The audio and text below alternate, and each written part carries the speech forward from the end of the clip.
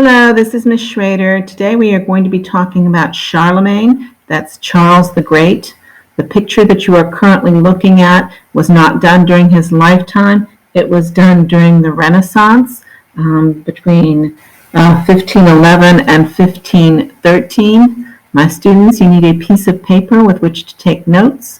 Then you're going to be giving me 5 sentences about what you think is important, interesting, educational about Charlemagne.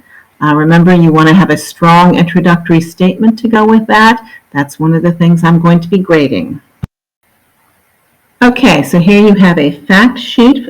Charlemagne, I've spelled it phonetically for you. Charlemagne. It is French for Charles the Great. He was born sometime around 748 CE, current era. You can go with AD if you want, and died in 814. He was a leader of the Franks, who were a Germanic tribe.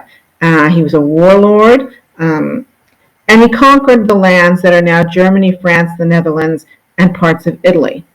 The country of France is named for the Franks. He's the grandson of Clovis, another Frankish warlord who basically came in and took control of the area that became France. And Clovis is famous because he converted to Christianity, and so his followers did the same. Charlemagne is famous not only as a warlord taking over lots of lands, but he saved the Pope, the head of the Roman Catholic Church, when he was being attacked. As a result, in 799 CE, the Pope crowned Charlemagne the Holy Roman Emperor, the emperor of the Holy Roman Empire that they just created. The Holy Roman Empire is based on the old Roman Empire that had ceased to exist. So they're basically saying, yes, it's the Roman Empire, only it's better because it is a Christian Roman Empire. Okay? There are stories that he could not read until he was an adult, that he didn't have time to study it, and so he had a passion not only for being able to read, but to encourage learning. So he started monastic schools, schools that were in monasteries. That's where schools would have been then. And scriptoria, those are places where books could be copied out. Remember, they didn't have printing presses and things right then. His life was recorded by a servant and courier of his named Enhart, probably Einhart, who wrote the Vita Caroli Magni, the life of Charlemagne. And so a lot of the primary sources are from Einhart. Okay, he died in 814. He's buried in Aachen Cathedral in Aachen, which today is in Belgium. In the 12th century, they beatified him. So they basically, that's the first step towards becoming a saint. He never became a saint. All right. Here we have a church carving of Clovis, Charlemagne's grandfather, being baptized into the Catholic Church. Prior to that, he was a pagan. He believed in many gods and followed them. And even though he became a Christian, he doesn't seem to have followed a lot of Christian doctrine. He was perfectly willing to kill off his family members if he thought they were dangerous to him. He had lots of different wives. So yeah, he was a Christian because it was politically wise. I'm not certain that he was very Christian actually. So the area in green is the area that became the Holy Roman Empire. And so you see that it was a huge amount of land that Charlemagne eventually ends up conquering. He inherited a lot of it from his father, but a lot of it he's conquering himself. You can see that he's taking control of the area in Italy, that's the part in the south, and basically he saved the Pope from attack, and so he controlled a lot of that land as well. Here we have Charlemagne arriving to save the Pope. The Pope is the guy who is standing wearing the crown. He kind of looks like he's really relieved to be helped out. It's kind of sweet that Charlemagne is tipping his crown to the Pope, a sign of respect. This looks like a medieval piece that probably was done possibly even during Charlemagne's lifetime. So on Christmas Day, 799, they're going into Mass, and the Pope decides he is going to crown Charlemagne as the Emperor of the Holy Roman Empire. And according to the story, Charlemagne goes, no, that's not what we're here for. We're here to pray to God. We need to be praying to God. And the Pope insists, and we have the Pope crowning Charlemagne. Now, of course, this is something historians argue about all the time. Did Charlemagne really not know that the Pope was going to do this? Was this not something that Charlemagne had planned? Considering that Charlemagne's a guy who basically always gets what he wants, if he really didn't want this, wouldn't he have been saying, no, we're not doing this today, I'm leaving, goodbye?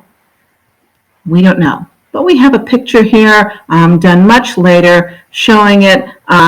Charlemagne looks quite reverent, like quite serious, definitely praying to God as this is taking place.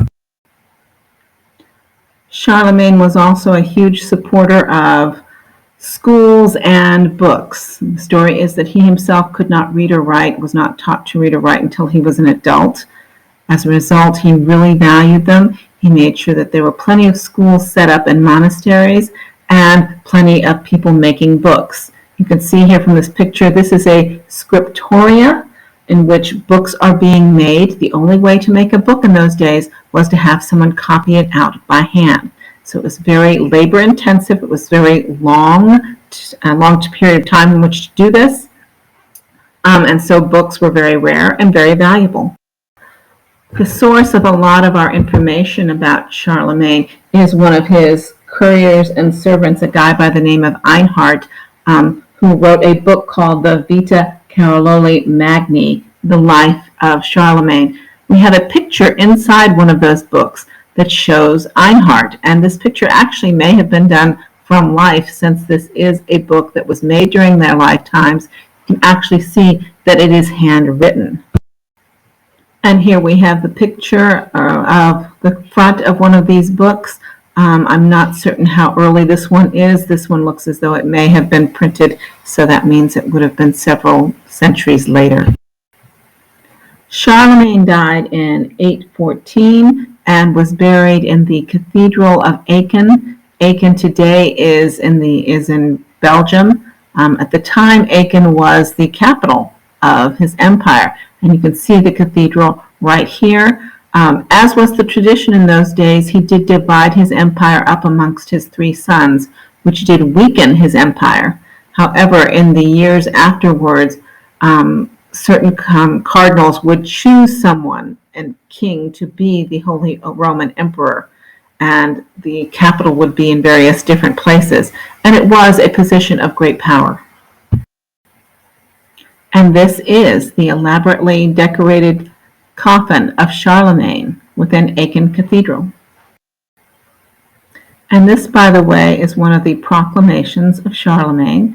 And at the bottom there, to the left of the black dot, is actually his signature as Charlemagne, Charles the Great, Emperor of the Holy Roman Empire. Eventually, Charlemagne was beatified. Remember, that refers to the first step before becoming a saint. He did not become a saint later. They never made him a saint. But because he has been beatified, he is sometimes shown in pictures wearing the halo over his head. And he's often shown in stained glass windows such as this one that are in churches, because he is considered to be very close to God.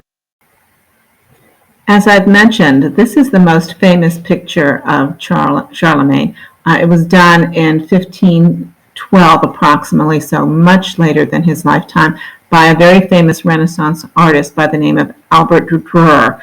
And it was a commission. He had been hired by the city of Nuremberg to paint portraits of various different Holy Roman emperors. He's definitely shown as an emperor. He has an orb in his hand, which represents the earth. He's got a sword in his hand, a staff, and these are things that an emperor would be holding. All right, my students, you are giving me 5 sentences about Charlemagne, which you found educational, interesting, and important. Remember, you want to make sure you have a strong introductory statement. Thank you.